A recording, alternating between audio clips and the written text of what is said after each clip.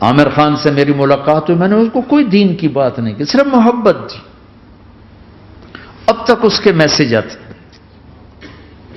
کہ میں زندگی میں کسی سے متاثر نہیں ہوا، تم پہلے آدمی ہو جس سے میں متاثر ہوں. میں نے کوئی جادو کیا، صرف محبت. لوگوں کو محبت دو، قریب ہوں.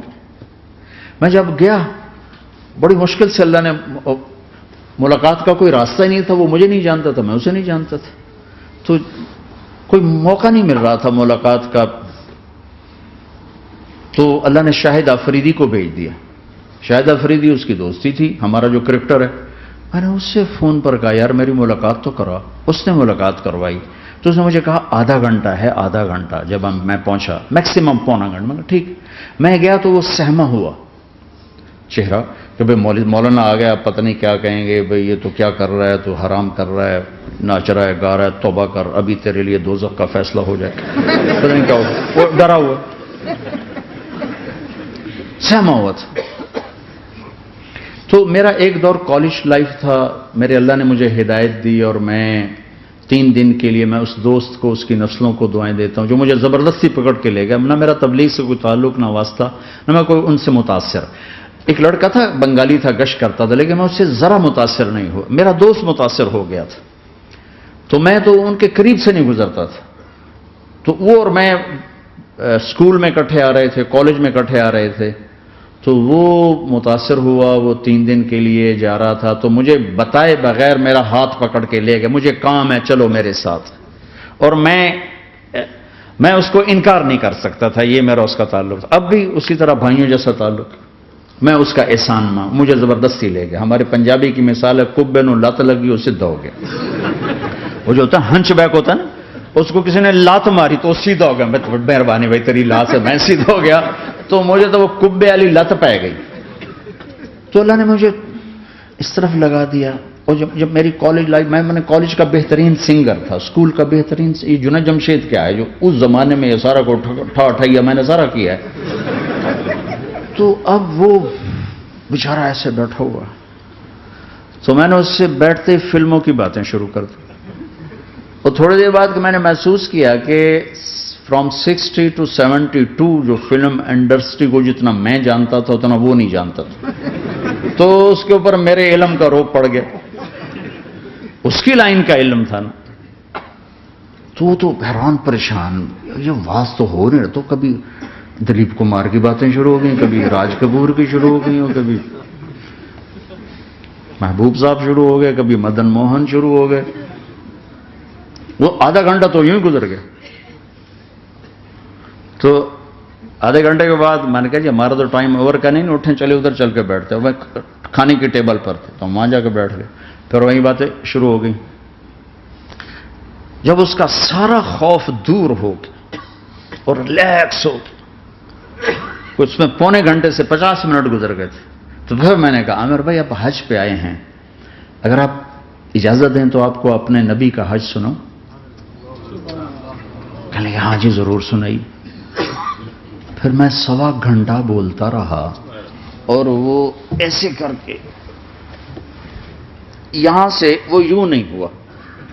1.25 گھنٹہ ایسے بیٹھ کے یوں سنتا، ہلا نہیں اپنی جگہ سے. لوگ محبت کے بھوکے ہیں، تم فتوے دینا شروع کر دیتے.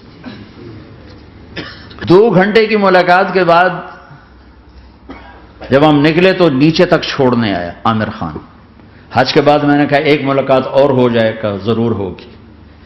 پھر اس کا میسج آیا کہ میں مدینے چلا گیا ہوں، معذرت چاہتا ہوں. میں نے کہا میں مدینے آ جاؤں گا. میں مدینے پہلے ہو آیا تھا حج سے پہلے. تو اس نے کہا کہ آپ 14 تاریخ کو آ جائیں، 4 سے 6 کا ٹائم میں نے آپ کے لیے رکھا ہے. تو میں جنید اور ایک اور ساتھی ہم دوبارہ وہاں چلے گئے 4 بجے.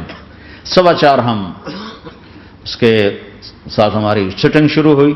4:15 سے 10:15 تک 6 گھنٹے مسلسل. اور اس کے ماتھے پہ ذرا نشان نہیں آیا کہ میں بور ہو رہا ہوں. اور اس کے بعد ہم اٹھے، اس کا جی نہیں چاہ رہا تھا کہ ہم اٹھ کے چلے جائیں. محبت. پھر ایک امتحان پڑ گیا. میں اجتماع میں تھا رائمنڈ کے پچھلے سال. اس کا میسج آ گیا میری فلم تلاش آ رہی، اس کی کامیابی کی دعا کرو. لے بھائی اے چنگی بات. میں نے کہا اب کیا کروں؟ جواب دینا بھی ضروری، دعا بھی نہیں ہو سکتی، کیا کروں؟ تو جب وہ میسج آیا تو میرے سامنے کوئی 10-12 علماء بیٹھے تھے. میں نے کہا بھائی یہ میسج ہے، اس کا جواب. کہا جی یہ ہمارا فیلڈ نہیں تمہارا ہے، تو ہی جواب دے. تو میں سارا دن سوچتا رہا، مجھے کوئی جواب سمجھ میں نہیں آیا کہ جان بھی بچ جائے، جواب بھی چلا جائے. پھر اگلا دن بھی گزر گیا، مجھے کچھ سمجھ میں نہیں آیا. میں عصر کا وضو کر رہا تھا، ایک دم اللہ نے ایک مضمون دل میں ڈالا. تو میں نے فوراً بیٹھ کے اس کو میسج کیا کہ عامر بھائی جو کریٹو ہوتا ہے نا ذہن، یہ اللہ کسی کسی کو دیتا ہے. تخلیقی ذہن یہ اللہ تعالیٰ کسی کسی کو دیتا ہے، ہر ایک کو نہیں دیتا. اور یہ اللہ کی بہت بڑی عطا ہوتی ہے.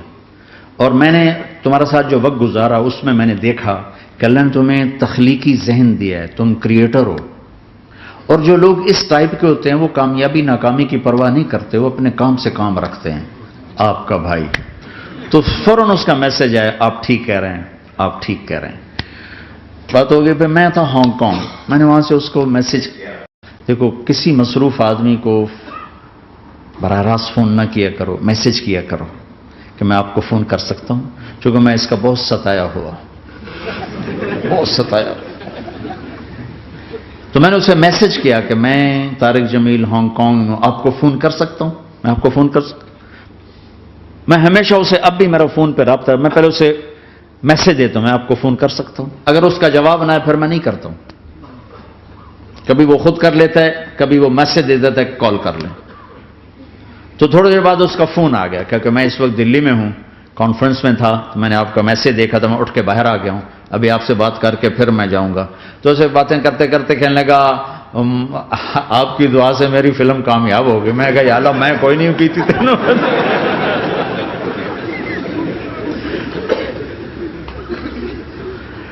بھائیو محبتیں بانٹو، نفرتیں تو پہلے ہی بہت پھیل چکی.